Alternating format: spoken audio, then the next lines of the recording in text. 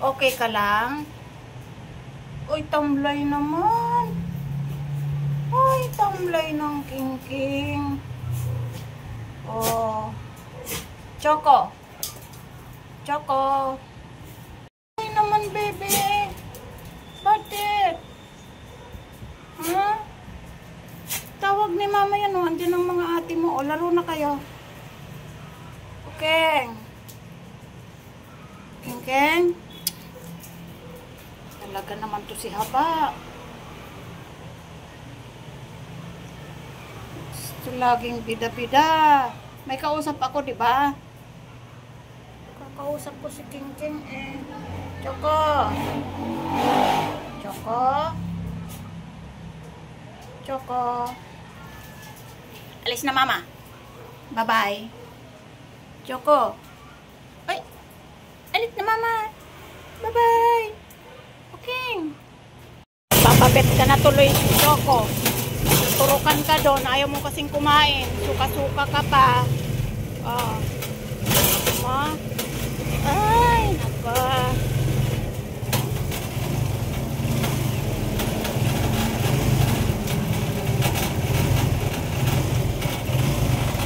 Lapit na tayo. Dito na po. Within 6 hours, hindi naman po niya sinuka. The next na kain niya, 6 ml. Ganun. Unti-unting dadagdagan po. Eh, hanggang sa kaya niyang ito lang, magpapapa. Gusto lang niyan makita si Doc. Pero kakaano lang niya, Doc, ngayon. Itong week na to, pinainom ko siya ng Next Guard. Oo, kaka Next Guard. Oo. Kaya, hindi, nakalimutan kong dapat pala. Pinag-room ko muna siya bago ko siya pinainom. Kaso wala. Nakalimutan. Gusto lang niyang makita si Doc. Ayan, tuturukan ka tuloy. Tamlay-tamlay. Tamlay yan.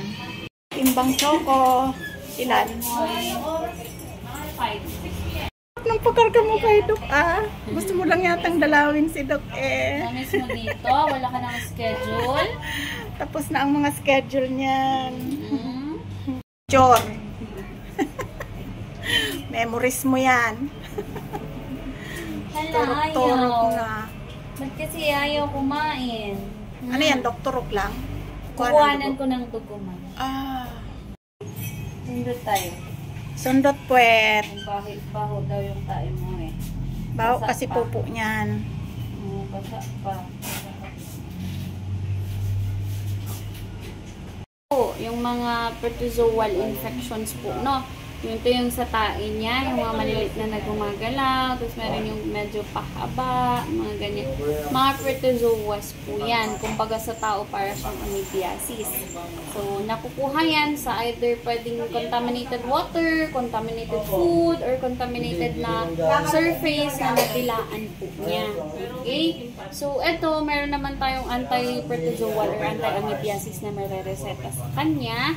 Pero hopefully, ma-lessen natin yung pagtatay po niya or mawala yung pagtatay. I-check ko lang po kung wala pong problema yung blood chemistry niya. Lalong-lalo na yung liver or kidney po niya kasi dugo na po kasi yung tae niya. So, pwedeng dahilan ng pagdudugo ng tae, pwedeng dahil dyan or pwedeng poisoning po kasi. Okay, so i-check natin sa liver. Hopefully, walang problem po. Okay?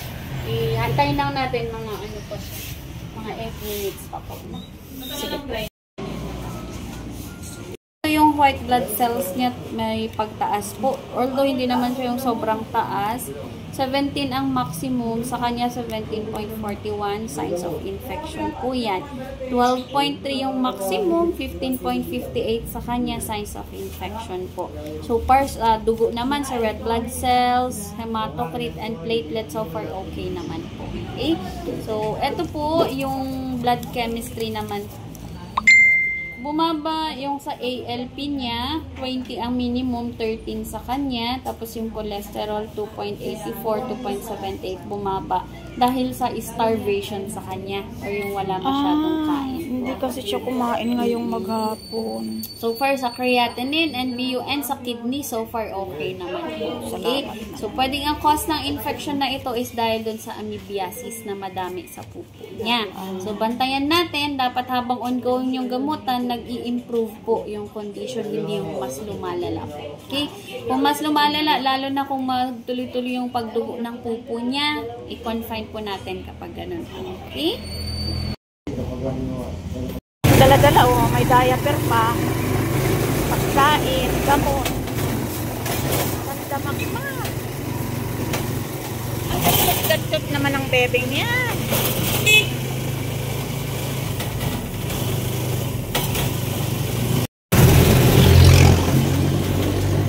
Gamot. Ikaw, mag-ayos-ayos ka ha. Gastos magpagamot. Daming gamot ni Choco. Kita mo yan? Back to back. Back to back ang isang bagsakan lang. Ayan.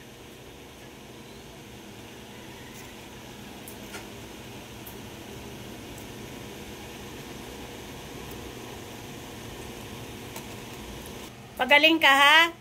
Kainom ka na ng gamot. Deadma sa barangay. Nilayasan ang mama. Ikaw, Pongge.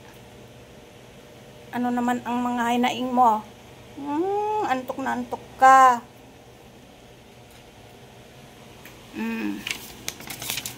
Kakapagod. Ayan si Choco. Si Siopaw, nagutom. Kain ka ng madami, Pau-Pau, para hindi magkasakit.